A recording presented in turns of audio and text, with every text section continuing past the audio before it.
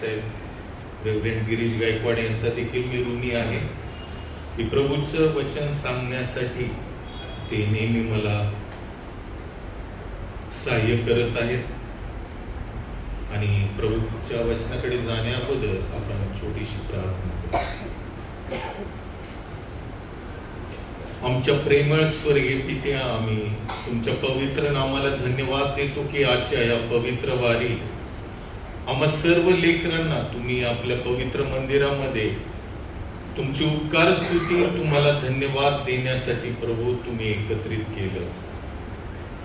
आम्ही धन्यवाद देतो की आम्ही पापी असतानाही आमच्या जीवनासाठी तुम्ही आपला एकुलता एक प्रिय पुत्र आमचा तारणारा प्रभू येशू ख्रिस्त दिला आणि त्याच्या जन्माद्वारे प्रेमळ बाप्पा आज आम्ही या भूतलावरती तुमची लेकरं म्हणून जगत आहोत. आम्हाला सार्वकालिक जीवन हे वतन मिळालेलं आहे आणि त्याबद्दल आम्ही तुमचे मनापासून उपकार मानतो. त्या सार्वकालिक जीवनामध्ये त्या वतनामध्ये आम्हा सर्वांना तुम्ही येण्यासाठी पाचारण केलं प्रभू. ही कृपा, तुमचं दया, तुमचं प्रेम हे सदैव आमच्या स्मरणात असू द्या आणि आमच्या जीवनाद्वारे तुमचं गौरव द्या. आजचं जे पवित्र वचन आहे प्रभू ते आम्हा प्रत्येकाच्या जीवनासाठी आशीर्वादाचं. ही नम्र विनंती आमचा प्रेमळ तारणारा प्रभू येशू ख्रिस्त जो आमच्या जीवनासाठी या जगामध्ये आला त्याच्या गोड पवित्र आणि गौरवी नामामध्ये तुम्हाला सादर करतो म्हणून तुम्ही ऐका. आमीन.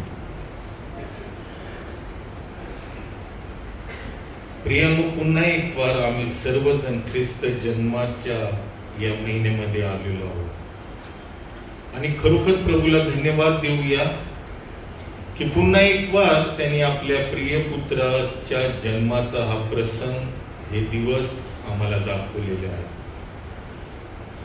प्रभू येशू ख्रिस्ताचा जन्म ही मानवी इतिहासातील आणि आमच्या जीवनातील सर्वात महत्वपूर्ण अशी गोष्ट आहे.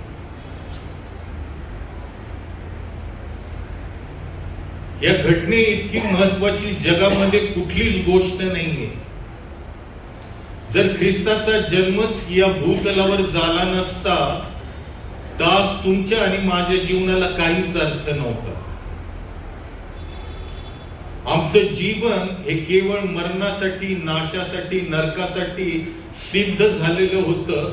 परंतु देवाने आपल्यावरील अपरंपार प्रीतीने आपल्या प्रिय पुत्राला या जगामध्ये जन्म दिला आणि त्याच्या जन्मामुळे आज आमचं जीवन या भूतलावरती आशीर्वादित आहे.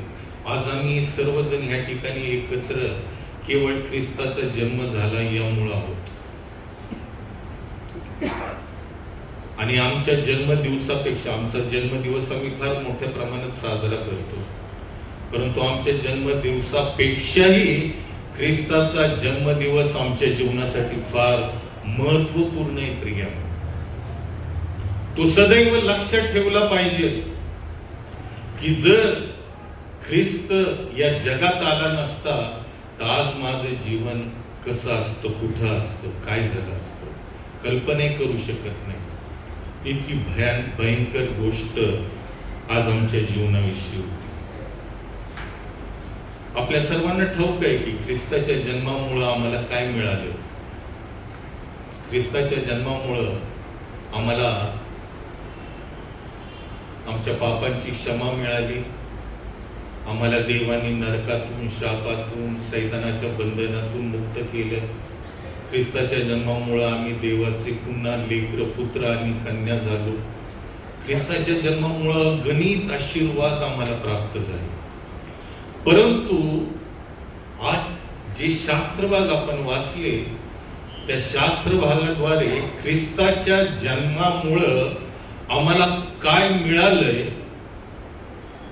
हे आज आम्ही पाहणार आहोत. आणि ह्यासाठीच रूथचं पुस्तक पवित्र शास्त्रामध्ये आहे. बेथलेम येथील रूथ, क्षमा करा, नामी, तिचा पती अलिमलेक आणि त्यांचे 2 मुलं महलोन आणि खिल्लोन. या ठिकाणी राहत होते, ही गोष्ट आपल्या सर्वांच्या परिचयाची असेल. आणि शास्त्यांचा काळ होता, दुष्काळ पडला. शास्त्यांचा काळ म्हणजे यहोशुआच्या मृत्यूनंतर शमूएलाचा जन्म होईपर्यंतचा जो काळ आहे, 350 वर्षाचा, तो अत्यंत कठीण, दुःखद, शोकांतिजनक असा काळ आहे.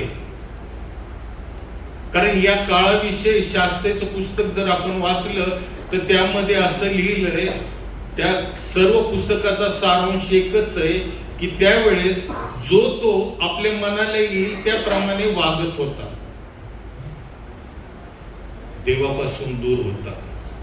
आणि म्हणून त्यांच्यावरती पुष्कळ संकट, आक्रमण, लढाया, बंदिवास, हे सगळ्या गोष्टी त्यांना अक्षरशः त्यांच्या आजूबाजूच्या शत्रूंनी त्यांना एकदम छळून काढलं होतं.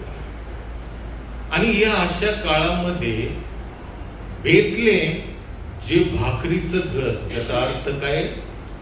भाकरीचं घर, त्या भाकरीच्या घरामध्ये दुष्काळ पडला. पहा बरं का,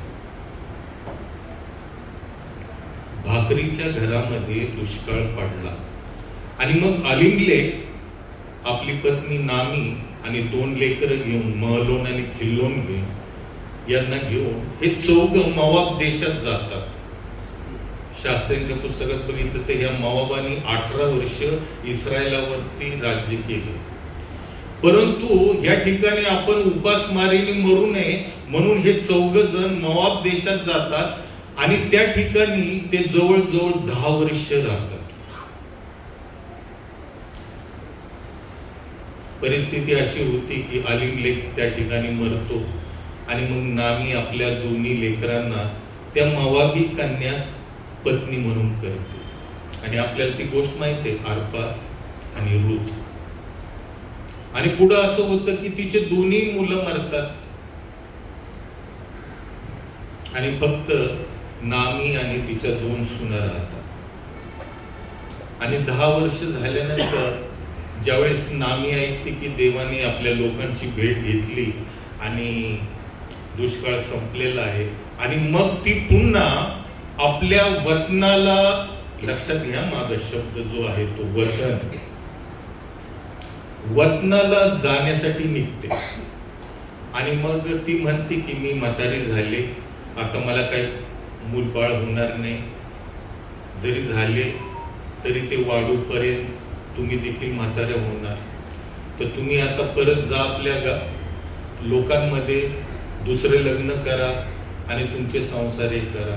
आणि मग आरपा जाते आणि रूथ तिला बिलगून राहते आणि म्हणती नाही, तुमचा देव तो माझा देव, तुमचे लोक ते माझे लोक, नाही का? आणि मृत्यू खरीच तुमचा माझा वियोग कधी न हो. आणि रूथ नामी बरोबर बेथलेम मध्ये परत येते.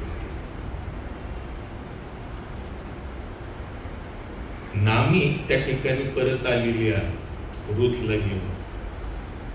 परंतु तिचं जे वतन आहे बेथलेमचं, तिला पुत्र नसल्यामुळे, तिचे 2 पुत्र मेल्यामुळे आता त्या वतनाला जर वारस नसल तर ते वतन तिच्या घराण्यातून निघून जाणार होतं, तिच्या जीवनातून ते निघून जाणार होतं.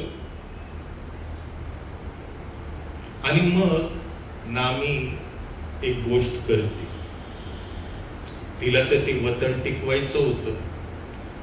आपलं वतन, आपला वारसा फार महत्वाचा आहे. कारण तिचे पुत्र मरण पावल्यामुळं, तिचा पती मरण पावल्यामुळं तिचा तिच्या वतनावरचा अधिकार निघून गेला होता. आणि मग हे वतन पुन्हा कसं मिळवायचंय, तर त्यासाठी तिच्या वतनाला वारस हवा असेल तर आता तिच्या सुनेचा तिच्या जवळच्या आप्ताशी विवाह होणे गरजेचे होते. आणि मग त्यांना जो पुत्र होईल त्याद्वारे तिचं वतन ती वारसदार म्हणून राहू शकली असते. नामीच्या जवळचा एक आप्त होता, परंतु तो त्यांनी रूथशी विवाह करायला नकार दिला. तो वतन सोडवायला तयार होता, परंतु तो म्हटला की मी रूथशी विवाह नाही करू शकत, कारण त्याच्याने माझ्या वतनाचा बिघाड व्हायचा. आणि मग आपण पाहतो की पुढे बोआज पुढे आला आणि त्याने रूथशी विवाह करून तिचे गेलेले वतन तिला पुन्हा मिळवून दिले. ही गोष्ट आपल्या सर्वांना माहिती आहे.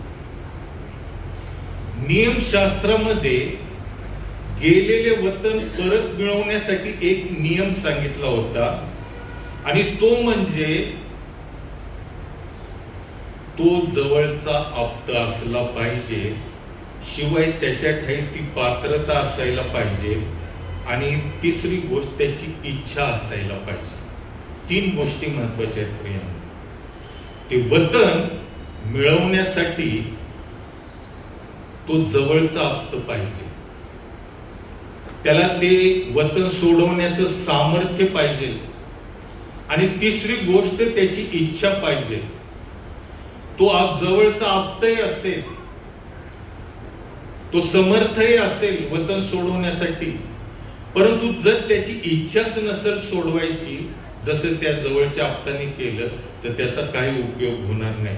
या 3 गोष्टी पाहिजे होत्या त्या व्यक्तीच्या ठाई, आणि ह्या 3 गोष्टी त्या बोआजाच्या ठाई होत्या. बोआज या नावाचाच अर्थ आहे त्याच्या ठाई सामर्थ्य आहे. तो बोआज पुढे आला आणि त्याने नामीचे वतन तिच्या सुनेशी विवाह करून ते मिळवून दिले. आता ही झाली नामीची आणि तिचं वतन तिला कसं मिळालं याची गोष्ट. परंतु रूथ हे पुस्तक प्रियांनो ख्रिस्त आणि मंडळी यांचं दर्शक आहे. मंडळी म्हणजे तुम्ही आणि मी लोक, आणि ख्रिस्त म्हणजे बोआज. मग आमचे असं कोणतं वतन निघून गेले होते आणि आमचा जवळचा आप्त ख्रिस्त कसा झाला याचे चित्रण रूथच्या पुस्तकात आहे. बायबलच्या गोष्टी ह्या स्टोरी नाहीत, कथा कादंबऱ्या नाहीत प्रियांनो. त्यामध्ये देवबापाने फार एक आत्मिक रहस्य सत्य प्रगट केलेलं आहे. आम्ही त्या स्टोरी म्हणून वाचत आहोत, परंतु तसं नाहीये. मागच्याच रविवारी पाळसाहेबांनी फार सुंदर सांगितलं, एदेन बागेमध्येच आम्ही सगळे मृत झालो होतो आहोत.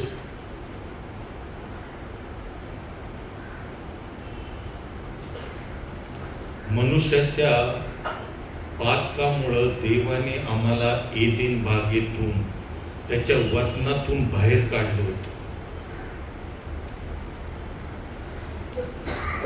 आमच्या आत्मिक मृत्यूमुळे आमचं वतन सैतानाने हिरावून नेलं होतं.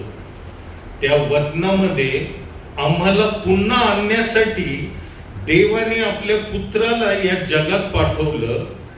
प्रभू येशू ख्रिस्त या जगामध्ये कशासाठी आला, तर जे आमचं वतन सैतानाने हिरावून नेलेलं होतं, आमच्या आत्मिक मृत्यूमुळे आमचा अधिकार संपुष्टात आलता, आमच्या वतनावरचा तो अधिकार आम्हाला पुन्हा प्राप्त करून देण्यासाठी प्रभू येशू ख्रिस्त या जगामध्ये आला.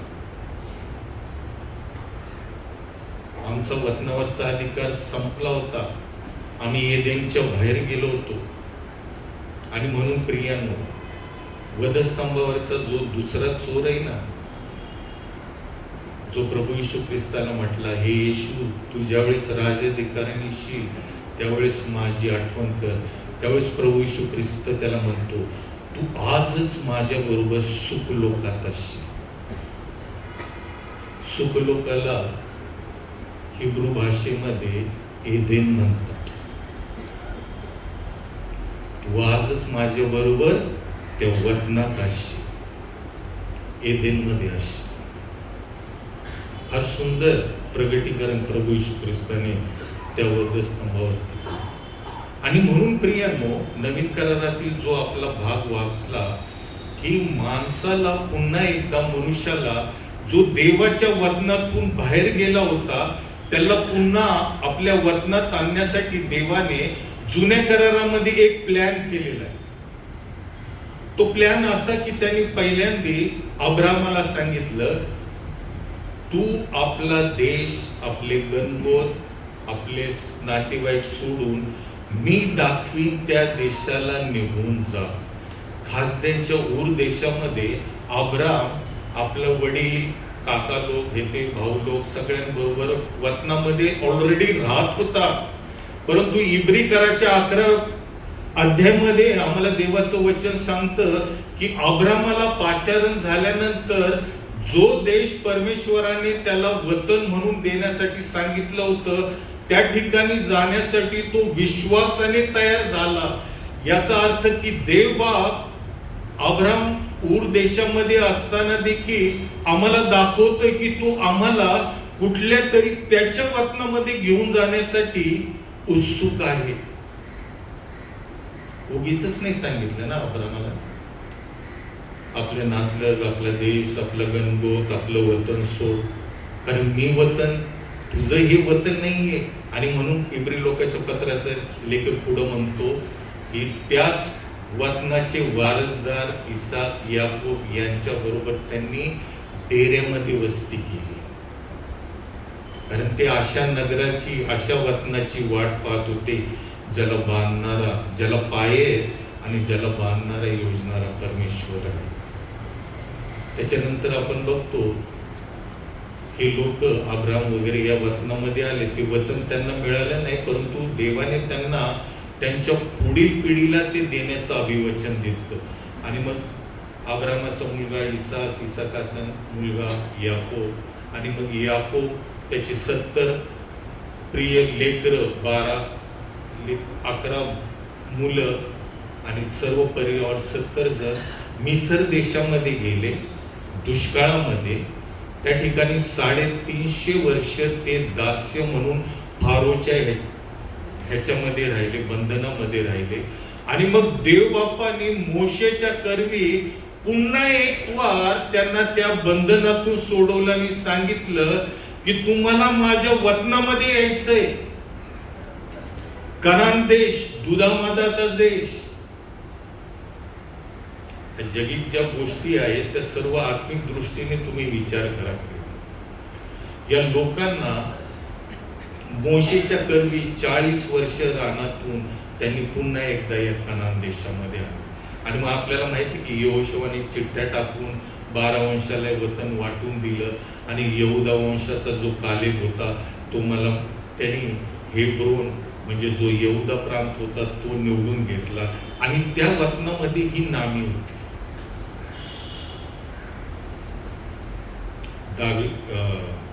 कालेबाच्या वंशातली.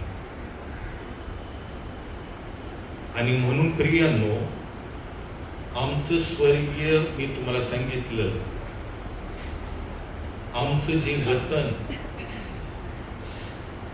हरवलेलं होतं ते देण्यासाठी प्रभू येशू ख्रिस्त बवाज म्हणून या जगामध्ये आला. आणि मी तुम्हाला सांगितलं की हे वतन सोडवण्यासाठी 3 गोष्टी महत्वाच्या होत्या. पहिली गोष्ट म्हणजे तो आमचा जवळचा आप्त पाहिजे, ते वतन सोडवण्यासाठी तो समर्थ पाहिजे, आणि तिसरी गोष्ट ते वतन सोडवण्याची त्याची मनापासून इच्छा असेल. आणि मग हे आमचं वतन सोडवण्यासाठी परमेश्वराला प्रभू येशू ख्रिस्ताशिवाय असा दुसरा कुठलाही व्यक्ती आढळला नाही. प्रभू येशू ख्रिस्तच हा आमचा जवळचा आप्त, तो सामर्थ्यवान, समर्थ आहे ते वतन सोडवण्यासाठी, आणि त्याची मनापासून इच्छा होती म्हणून त्यांनी या भूतलावर जन्म घेतला. आता प्रभू येशू ख्रिस्त आमचा जवळचा आप्त कसा झाला? इब्री 2:14 मध्ये म्हटलेलं आहे, ज्या अर्थी मुले एकाच रक्त मांसाची होती त्या अर्थी तोही त्यांच्यासारखा रक्त मांसाचा झाला. हेतू हा की मरणावर सत्ता गाजविणारा म्हणजे सैतान याला मरणाने शून्यवत करावे. प्रियानो, हा जो प्रभू येशू ख्रिस्त आहे तो स्वर्गीय आहे, तो देव आहे, पण तो आमच्यासाठी रक्त मांसाचा झाला. त्याने या जगामध्ये जन्म घेतला, मानवरूप धारण करून आमचे हरवलेले वतन आम्हाला पुन्हा प्राप्त करून देण्यासाठी त्याला मनुष्य रूप धारण करून जन्म घ्यावा लागला. आणि म्हणूनच तो आमचा जवळचा आप्त बनला.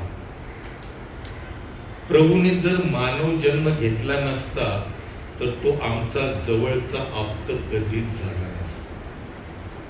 हे वतन आम्हाला मिळालं नसतं. आणि प्रियांनो, प्रभूला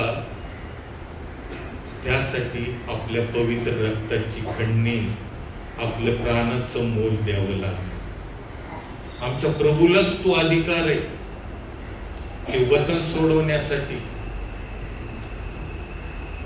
आता त्या वतनावरती सैतान हक्क गाजू शकत नाही.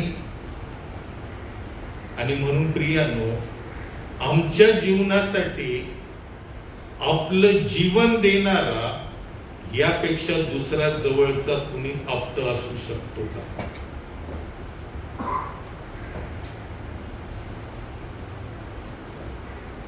दुसरी गोष्ट होती, त्याच्यामध्ये वतन सोडवण्यासाठी क्षमता, पात्रता असावी. आता हे वतन सोडवणं साधी गोष्ट नाही प्रियांनो. त्यासाठी मोल द्यावं लागणार होते. बाबा श्रीमंत होता, त्याच्या ठाई ते सामर्थ्य होतं. आणि आमचा बाबा जो प्रभू येशू ख्रिस्त, त्याच्याच ठाई केवळ ती क्षमता किंवा सामर्थ्य आहे. ते या जगात कोणाकडे नव्हतं. जुन्या करारामध्ये देवाने एक नियम दिला होता की जेव्हा लोकांकडून पातके घडत होती, त्या पातकापासून त्यांना क्षमा मिळण्यासाठी त्यांनी एका निर्दोष कोकऱ्याचा बळी द्यायचा होता. आणि त्याच्या रक्ताद्वारे त्यांना त्यांच्या पापातून मुक्तता मिळत असे. ते कोकरू निर्दोष व निष्कलंक असावे लागत असे आणि त्याच्याच रक्ताने त्यांच्या पापाचे शालन होत असे. आणि आम्ही ज्यावेळेस नवीन करारामध्ये येतो त्यावेळेस बाप्तिस्मा करणारा योहान प्रभू येशू ख्रिस्ताला पाहून म्हणतो, हा पहा जगाचे पाप हरण करणारा देवाचा कोकरा. हा कोकरा निर्दोष व निष्कलंक होता, जो आमच्यासाठी त्या वधस्तंभावर मारला गेला. का? तर ते वतन आम्हाला पुन्हा प्राप्त करून देण्यासाठी. त्या प्रभू येशू ख्रिस्तामध्येच ती पात्रता, ते सामर्थ्य होतं. वधस्तंभावर जाण्यापूर्वी प्रभू येशू ख्रिस्ताच्या 6 सुनावण्या झाल्या आणि 6ही सुनावण्यामध्ये त्यांनी पाहिले की त्याच्यामध्ये कोणताच दोष नाही. हे सामर्थ्य, ही पात्रता, ही आमच्या बाबाजामध्ये, त्या ख्रिस्तामध्ये होती. या जगातले तर सर्वच कर्जात होते. कोण सोडू शकणार होतं आम्हाला? फक्त देवाचा पुत्र प्रभू येशू ख्रिस्तच आमचं वतन सोडवण्यासाठी समर्थ होता. आणि तिसरी गोष्ट, आमच्या प्रेमळ प्रभू येशू ख्रिस्ताची आम्हाला आमच्या पापातून सोडवण्याची आणि ते सार्वकालिक जीवनाचे वतन आम्हापासून हिरावले गेले होते ते देण्याची पूर्णपणे इच्छा होती. त्यासाठीच तो आपलं स्वर्गीय ऐश्वर्य सोडून या जगात आला. आणि फिलिप्पियर 2 मध्ये फार सुंदर पाऊल म्हणतो, तो देवाच्या स्वरूपाचा असूनही देवाच्या बरोबरीचे असणे हा लाभ आहे असे त्याने मानले नाही, तर त्याने स्वतःला रिक्त केले, म्हणजे मनुष्याच्या प्रतिरूपाचे होऊन दासाचे स्वरूप धारण केले. त्यासाठी त्याला गायीच्या गोठ्यामध्ये जन्म घ्यावा लागला. अपराध्याप्रमाणे त्याला अपराध्यामध्ये वधस्तंभावरचं भीषण मरण सोसावं लागलं. वधस्तंभावरील पहिला चोर त्याला म्हणतो, तू ख्रिस्त आहेस ना, मग स्वतःला आणि आम्हाला वाचव.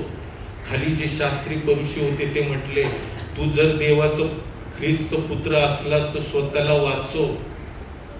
प्रभूला शक्य होतं, परंतु त्याची पूर्ण इच्छा होती त्या वतनामध्ये प्रिय.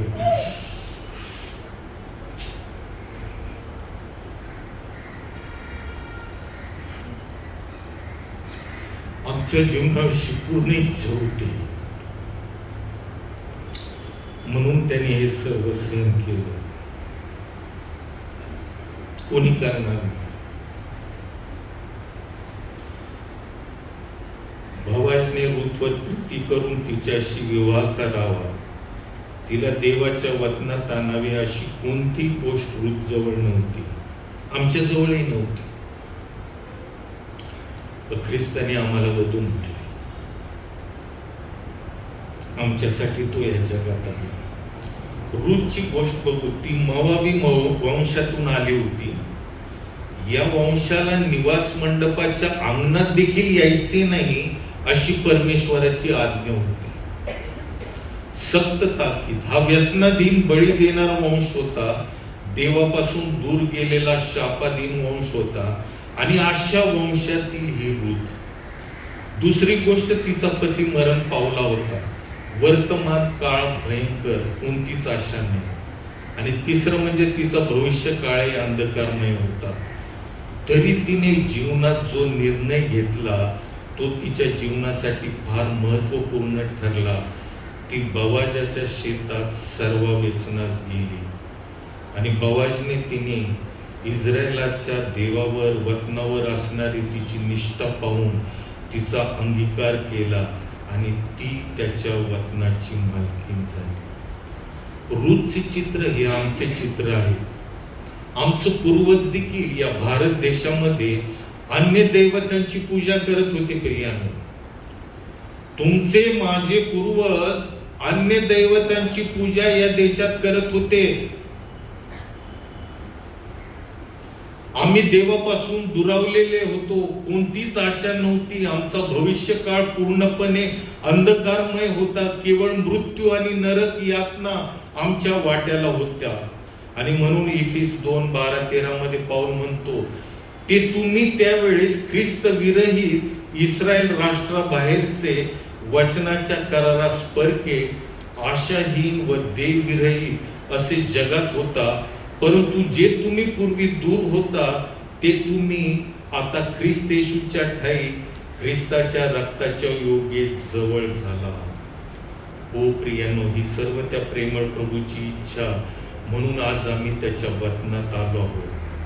प्रभू येशू ख्रिस्त जो आमचा बवाज, त्याने आम्हाला आपली वधू म्हणून आमचा स्वीकार केला आणि आम्हाला ते वतन दिले. किती मोठा आशीर्वाद.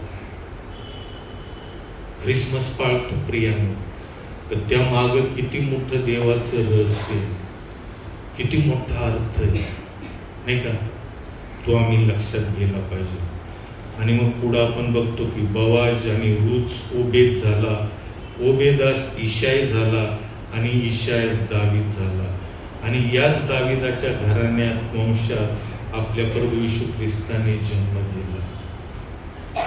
पुढे येशूचा जन्म झाल्यावर देवदूतांना मेंढपाळांना जी सुवार्ता सांगितली की तुम्हासाठी आज दाविदाच्या नगरात तारणारा जन्मला आहे, तो ख्रिस्त प्रभू आहे.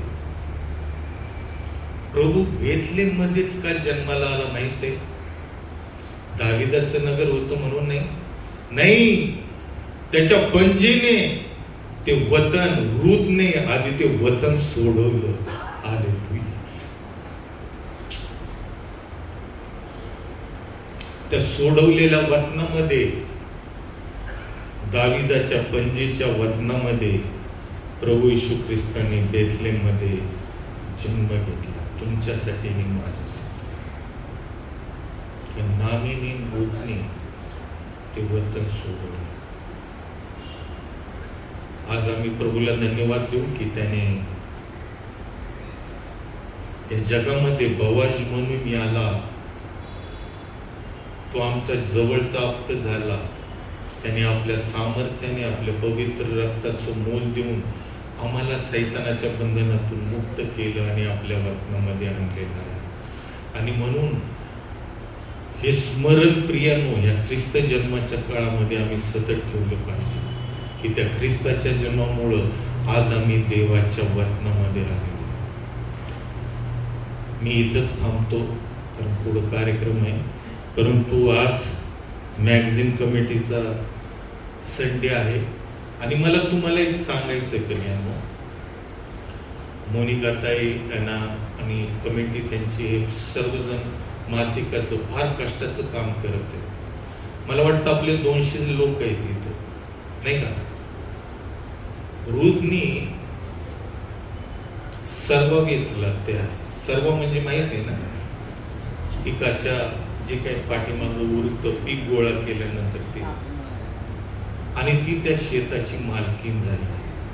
आज देवाने प्रत्येकाला या मंडळीमध्ये कृपादान दिलेलं आहे. कोणी म्हणू शकत नाही मला दिलं नाही, कारण ज्यावेळेस ख्रिस्ताने त्याचं पवित्र नाम तुम्हाला दिलं, तुमच्यासाठी जन्म घेतला, त्याच वेळेस देवाने तुम्हाला कृपादान दिलेलं आहे. मग त्या कृपादानाचा उपयोग का नाही करत? आज आमच्याकडे साक्षी का नाहीत? आम्ही का नाही देत त्या मासिकामध्ये? आम्ही का नाही लेख लिहित? आम्ही का नाही कविता करत? कारण आम्हाला ख्रिस्ताने आम्हाला वतनात आणलंय हेच अजून ठाऊक नाही का? असं करू नका प्रियांनो. छोटीशी गोष्ट आहे रोजच्या जीवनाद्वारे. तिने फार विश्वासाने फक्त सर्व वेचला, परंतु ती मालकीण झाली. आज आम्ही देखील वतनदार तेव्हाच होऊ, छोट्या छोट्या गोष्टीबद्दल विश्वासू राहू. देवाने या मंडळीमध्ये आम्हाला त्याचं कार्य करण्यासाठी नेमलंय. फक्त आलो, बसलो, गेलो एवढ्यासाठी नाही. आम्हा प्रत्येकाला देवाच्या गौरवासाठी या ठिकाणी काम करायचं नाही का? पुष्कळ मुलं मुली आहेत क्वायरमध्ये, त्यांनी यायला पाहिजे, येत नाही का? प्रभू जाब विचारणार, हिशोब घेणार, फार भयंकर आहे. त्यावेळेस कोणी वाचू नाही शकणार. आणि म्हणून मला ख्रिस्तामध्ये वडील म्हणून, भाऊ म्हणून तुम्हा सर्वांना विनंती करत आहे, तुमच्या जीवनातील कुठली साक्ष असेल, देव किती अद्भुत कार्य करतो. तुम्हाला येत नसेल, मोनिकाला सांगा, पाळकसाहेबांना सांगा, ते लिहितील तुमच्यासाठी. परंतु तुम्ही बोला, उपकार माना, कृतज्ञता दाखवा, देव तुम्हाला आशीर्वाद देईल. थँक्यू.